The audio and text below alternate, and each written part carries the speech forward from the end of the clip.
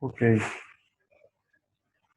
Entonces estábamos hablando de la atención, ¿verdad? En este caso decíamos que la atención distribuida, ¿verdad? Es muy bueno para cargos que impliquen la focalización de varios puntos de acción en forma paralela o consecutiva, ¿verdad? Y estábamos hablando del ejemplo de los choferes que tienen que atender varias cosas al mismo tiempo, ¿verdad? Que probablemente si es que tenemos un chofer que tiene un percentil 25 en atención distribuida, posiblemente pueda llegar a tener accidentes, ¿verdad? Entonces sería un riesgo, por ejemplo, ¿verdad?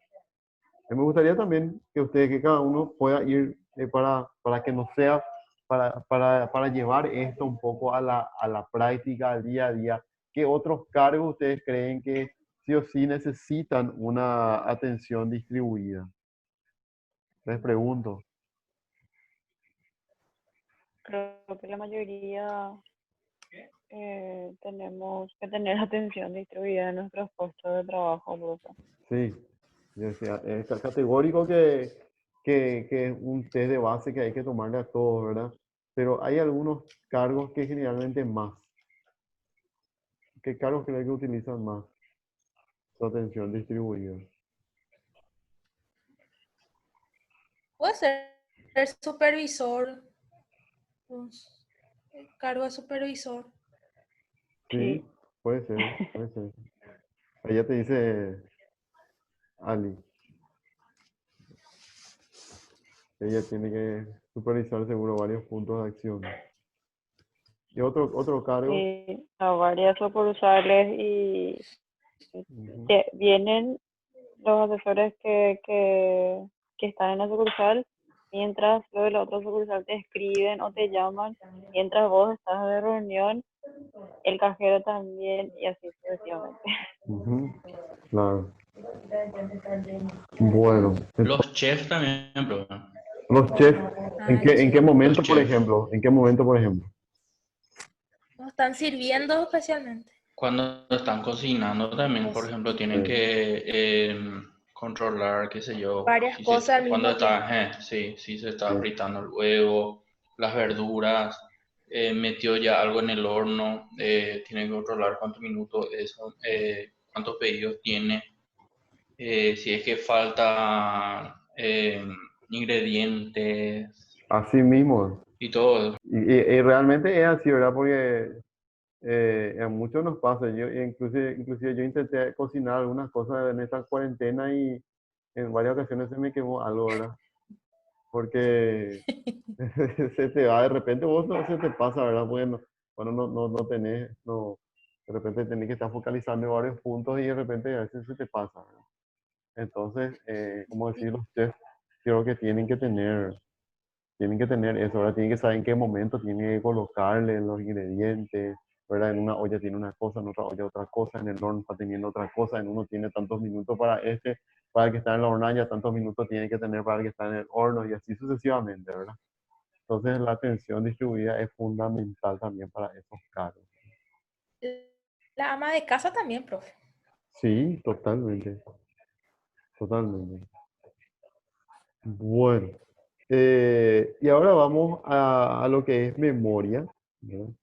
Y cuando hablamos, ¿cuál es el concepto de memoria? A ver si es que eh, nos, si recordamos, nos vamos a al tercer, o segundo, tercer semestre, por ahí. ¿Cuál era el concepto de memoria?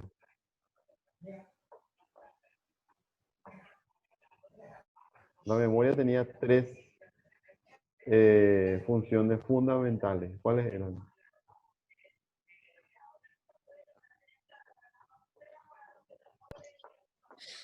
Era Googlear, capacidad ¿no? de Googlear. percepción, análisis y síntesis, parece que era. Mm, Codificar, almacenar y Sí, recuperar información. Ahí sí, está. esos tres.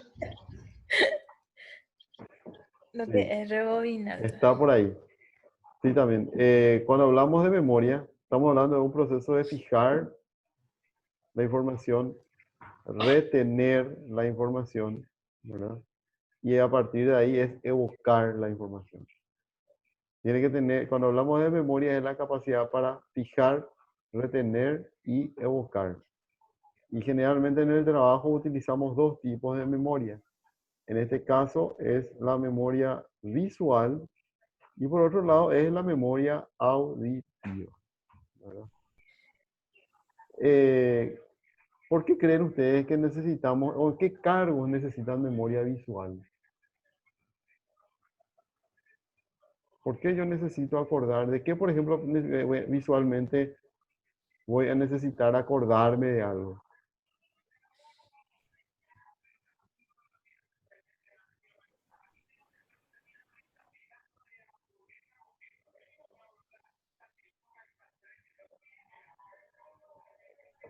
¿Qué cargos?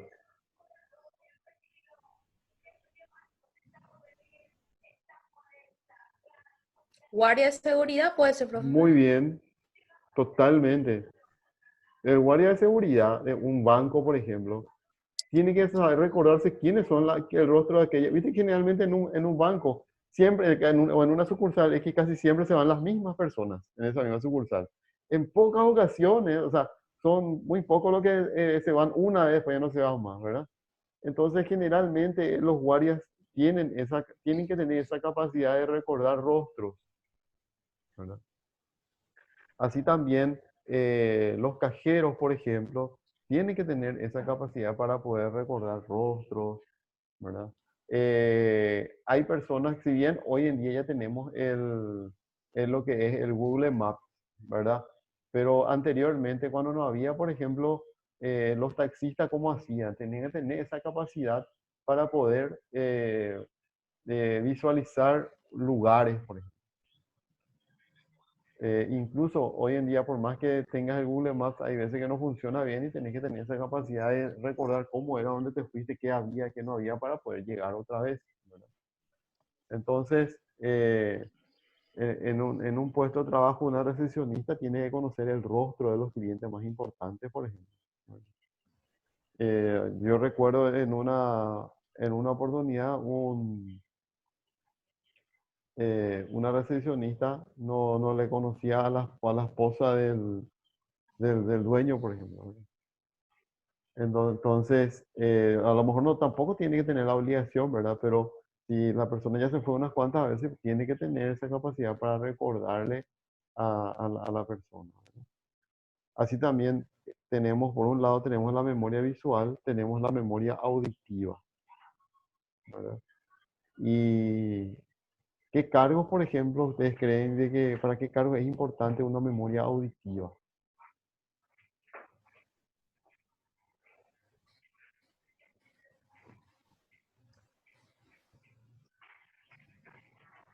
Les pregunto.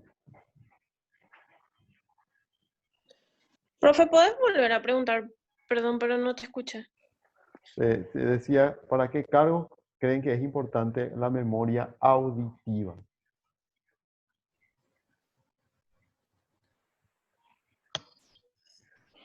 ¿En qué favorece la memoria auditiva en el trabajo? Mm, Puedo poner el ejemplo de mi trabajo, profe. Sí, te escuchamos. Por ejemplo, los más antiguos, por ejemplo, al arrancar el camión o el auto, ahí con solo escuchar ya te dicen muchísimas cosas, por ejemplo, con el ruido. Ujú. Ya. Qué cabos son. Vale. ¿Cómo? ¿Qué dijeron? Son Pastor? capos, profe. No te entiendo, ¿puedo hablar un poquito más? Son capos. Ah, ya, sí. Sí, sí, con el ruido ya entienden, ya saben posiblemente qué es lo que está sucediendo, ¿verdad? También es importante cuando ante una directriz, por ejemplo, o de repente una recepcionista atiende un llamado, no anotó y se olvidó que llamó fulano de tal, en vez de decir que su nombre era Silvana, dice que es Silvia, ¿verdad? Y cosas así. Entonces, cuando hablamos de memoria, ¿verdad? Tanto visual como auditiva, ¿verdad? Lo que favorece es que en el manejo preciso de la información. A eso favorece, ¿verdad? Entonces, resumiendo lo que veníamos hablando, ¿verdad?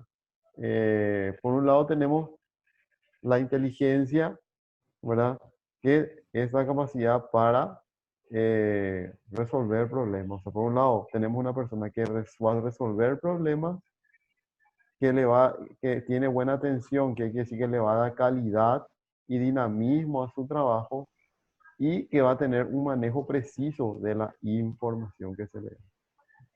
Lo ideal es que yo tenga un capital humano que por lo menos esté en la media en estos aspectos, en estos tres aspectos: inteligencia, atención y memoria. ¿Se entiende?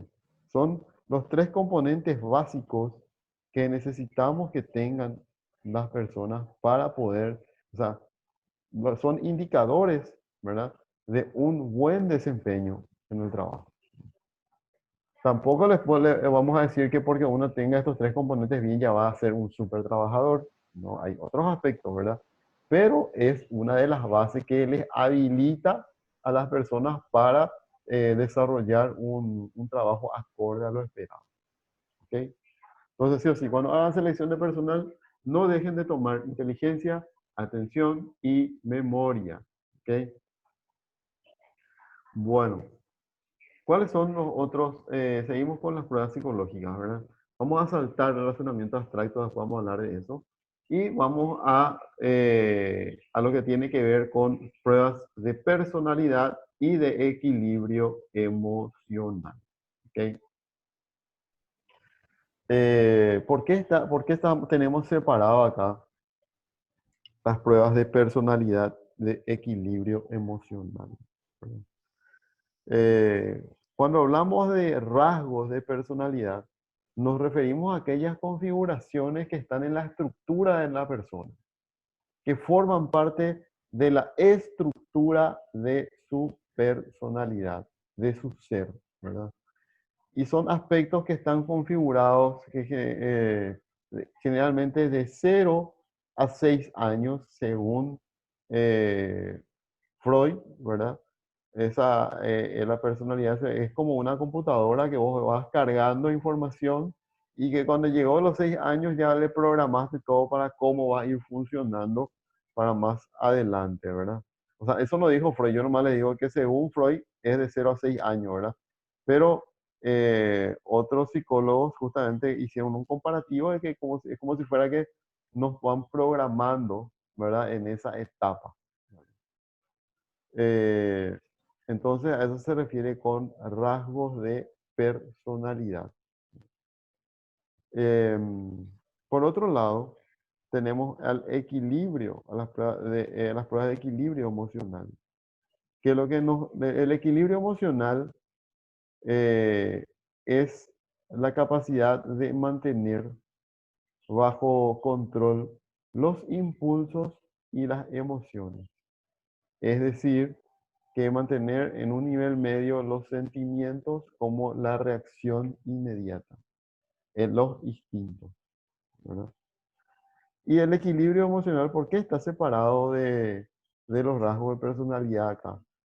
Porque realmente el equilibrio emocional son situacionales y depende mucho del momento, depende mucho de la situación por la cual uno esté pasando, ¿verdad? Para decir que estamos equilibrados emocionalmente, ¿verdad? O que podemos estar teniendo un desequilibrio.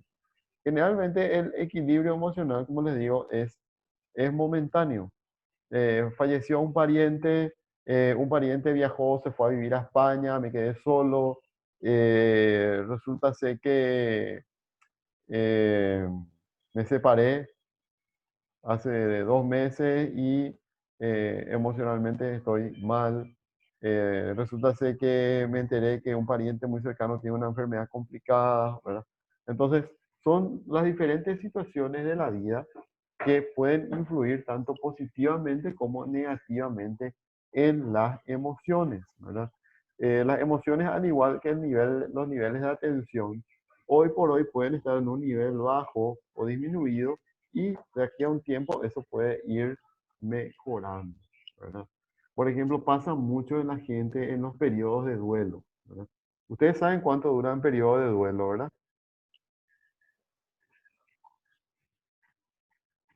Tiene varias etapas. ¿Cuánto generalmente es el promedio que dura un periodo de duelo? 6 meses no era, profe. No sé dónde leí 6 meses. El periodo de duelo generalmente dura 3 meses, ¿verdad? 3. Sí, en promedio. Pero como decís, también depende mucho de lo que pueda haber pasado esa persona, ¿verdad? Pero en promedio dura 3 meses. En donde en ese periodo la persona fue pasando por diferentes situaciones, ¿verdad? En las cuales sus mecanismos de defensa fueron disminuyendo. Pero de a poco, otra vez, en la medida que pasa el tiempo, los mecanismos de defensa se van fortaleciendo y esa persona vuelve nuevamente a un equilibrio emocional. Entonces, por eso es que eso puede ir bajando o puede ir subiendo, ¿verdad? ¿Y por qué medimos la personalidad y el equilibrio emocional? Porque los rasgos de personalidad y aspectos de equilibrio emocional nos van a dar indicadores de posibles comportamientos de esa persona, de posibles acciones conductuales que tenga esa persona en su puesto de trabajo, ¿no? Eh, yo les pregunto, ¿verdad?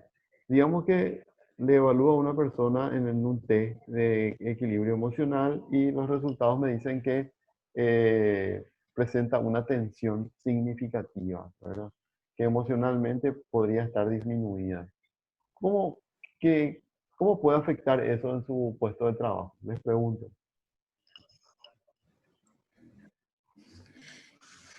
En su rendimiento, en su atención, en todo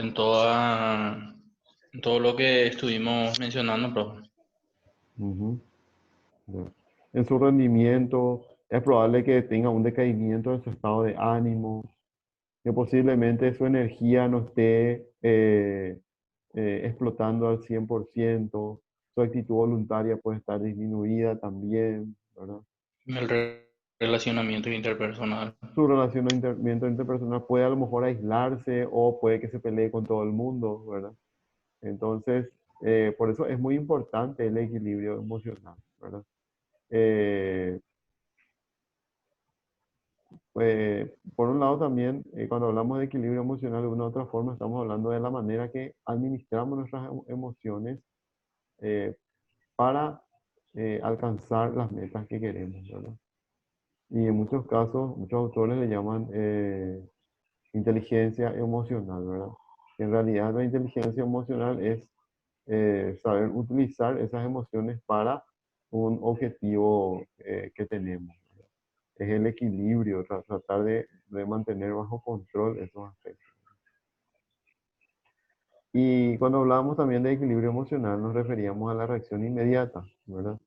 Y la reacción inmediata generalmente son los impulsos. Es esa primera reacción que queremos tener ante eventuales situaciones porque pensamos que es así, ¿verdad? Entonces, también el desequilibrio emocional mide este aspecto de control de las reacciones inmediatas, ¿verdad? Que en muchos casos hace que las personas puedan tomar decisiones que son precipitadas, ¿verdad? Sin un análisis preciso de la situación o un análisis objetivo, ¿verdad? Bueno. eh, Por otro lado, como ya habíamos visto, tenemos los rasgos de personalidad. ¿Y qué son rasgos de personalidad? ¿Qué eran los rasgos? Profe, Sí, te escucho. yo tengo una preguntita ahí. Sí, Viste que cuando en circunstancias como el duelo o también como el ejemplo anterior de esos postulantes de cajero, ¿verdad? Que se fueron y sí, amanecieron todos, ¿verdad? sí, Ahí también arrojaron malos resultados, ¿verdad? Percentiles bajos. sí. Y así como también en el duelo también la atención, la memoria, la concentración también van a tener resultados bajos, ¿verdad? ¿Cómo nosotros vamos a prever este tipo de situaciones? Es necesario que nosotros preguntemos, por ejemplo, a la persona que si es que tiene algo que le preocupa o después de hacer recién nosotros corroboramos esto con algunas preguntas. Muy buena pregunta, Agustín. Vos sabés que yo te cuento cómo hago. Generalmente yo suelo aplicar el test, ¿verdad? Y una vez que tengo los resultados del test y me doy cuenta de que hay un problema emocional, ahí entro con la entrevista. Y en la entrevista trato de justamente hacer en los pasos previos de la entrevista, hacer todo paso por paso hasta llegar a hablar de los aspectos personales, en donde generalmente una persona con un conflicto emocional tiende a manifestar después en una entrevista, ¿verdad? Eh, También se puede dar el caso como ya sabes de antemano, que la persona ya está con un problema, que falleció alguien, ¿verdad? Y vos vas a tener que evaluarle porque no quiere decir que alguien que porque a lo mejor falleció algún pariente que él esté lo mal emocionalmente. Puede ser que tenga alguna tensión, algún bajón, pero no quiere decir que esté en un desequilibrio, porque hay gente que administra mejor sus emociones que otras. Entonces, en esos casos, en casos donde, por ejemplo, vos ya sepas, ¿verdad? Eh, Hay veces que no vas a poder hacer nada, que la persona ya está mal y está mal. Lo recomendable es que pase un cierto tiempo, por lo menos 3 meses, y es que ustedes sí o sí se le quiere incorporar a esa persona y se le vuelva a hacer una evaluación, ¿verdad? Eh, yo recuerdo justamente un caso en el cual le voy a comentar un poquito. Un cliente me envía una persona para hacer una evaluación para el área era para el área operativa, creo que era, una entidad. Cuando, cuando esa persona esa persona, cuando me envía, el cliente me envía a esa persona, nosotros en la consultora, ¿verdad? Previamente ya sabíamos de que, bueno, su novio había desaparecido, ¿verdad? O sea, su novio tuvo un accidente en el puente de Ayola. No sé si conocen, no es el puente de Ayola, en el puente de, ¿cómo es que se llama? Ahí donde de Villa Florida. Volcó la camioneta ahí y se cayó en el agua. Eh, Esa noche que él se iba a ir a Villa Florida, él estaba con ella, se despidió de ella, estaba en su casa, bueno, me voy con mi amigo, y se fueron. Es como si fuera que está en la casa de su novia, se despedía y se va, ¿verdad? Y se cayó. ¿Qué pasó? Desapareció, el cuerpo no se encontró. Entonces, cuando yo le entrevisto a ella, resulta que este chico que yo le estoy comentando era el primo de una persona que trabajaba conmigo. Entonces ya le conocía a ella. Cuando ella iba a venir a la entrevista ya sabíamos cuál era la situación. En la entrevista, ¿verdad? Ella estaba el conflicto emocional, se proyectó en los test. Y en la entrevista ella justamente me dijo, yo realmente no sé, es como si fuera que él se fue de viaje, que él me dijo chao y no sé, yo sé que él va a volver, él va a venir otra vez, me dice, ¿verdad? En realidad el cuerpo desapareció, ¿verdad? Pero ella te hablaba como si fuera de que él iba a estar volver como si fuera, o sea, ella no pudo hacer un duelo luego, todavía, ¿verdad? Entonces yo le comento esto a la gente, a mi cliente, mira, esta persona está en esta situación, ¿verdad? Yo creo que ella tiene mucho potencial, pero ahora ella Yo creo que ella ahora no está en condiciones de ingresar a la organización porque lo que puede llegar a pasar de aquí a un mes, cuando se le encuentre, ¿verdad?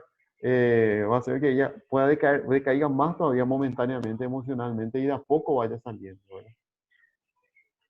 Entonces, la gente de esta entidad financiera que le estoy comentando, prefirió esperar un poquitito la incorporación de ella.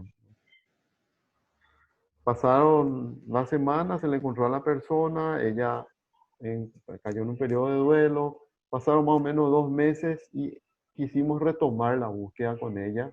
Yo le llamé a la casa y me atiende la mamá y la mamá me dice de que ella estaba con una terapia y que conforme a lo que el terapeuta le dijo, le enviaron de viaje a Uruguay. Y ella estuvo prácticamente 4 meses en Uruguay.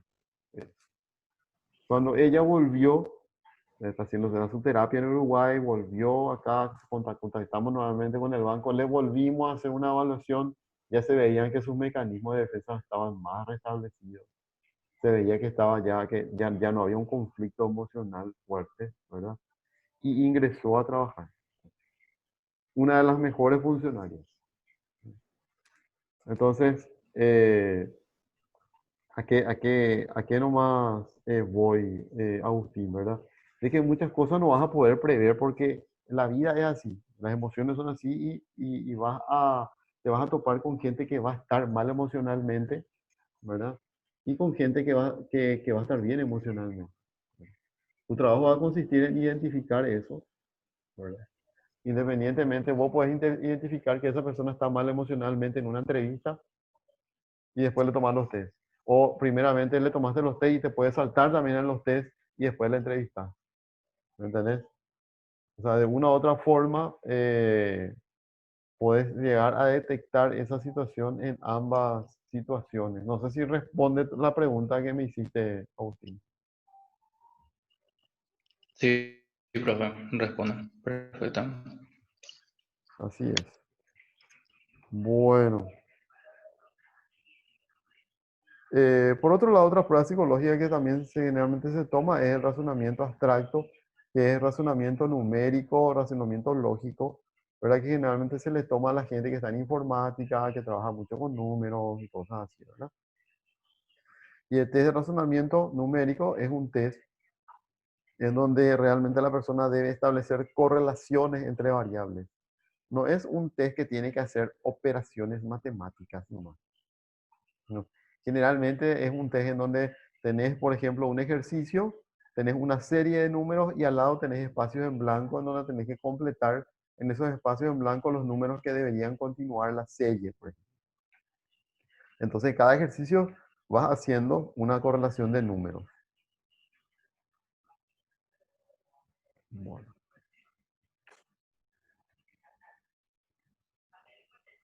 Preguntas, dudas, consultas que tengan hasta acá.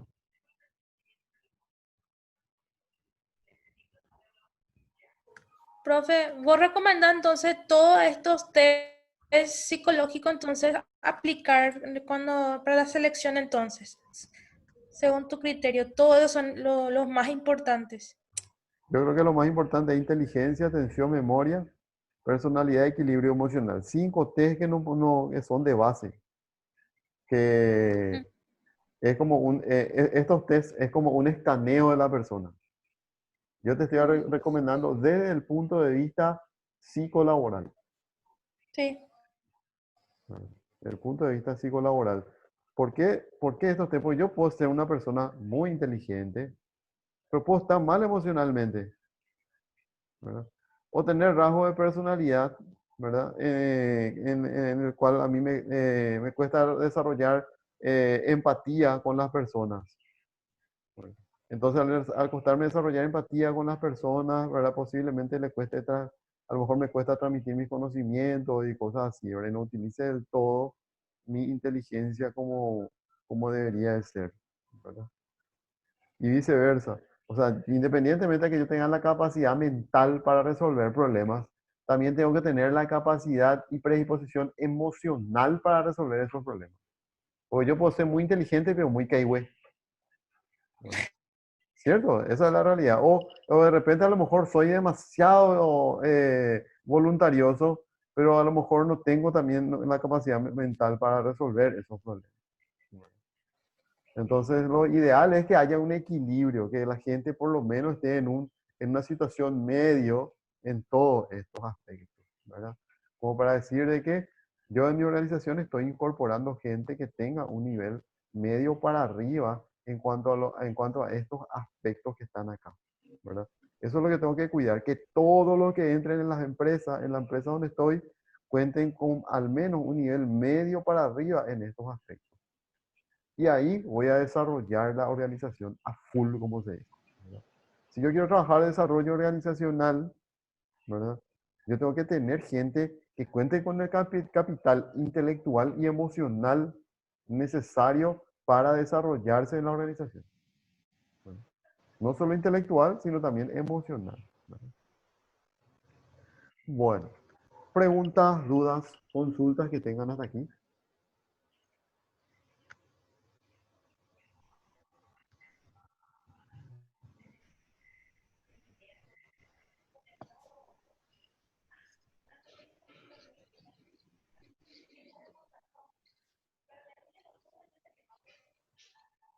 ¿No hay preguntas? No creo, bro. Bueno. ¿Qué test de inteligencia conocen ustedes?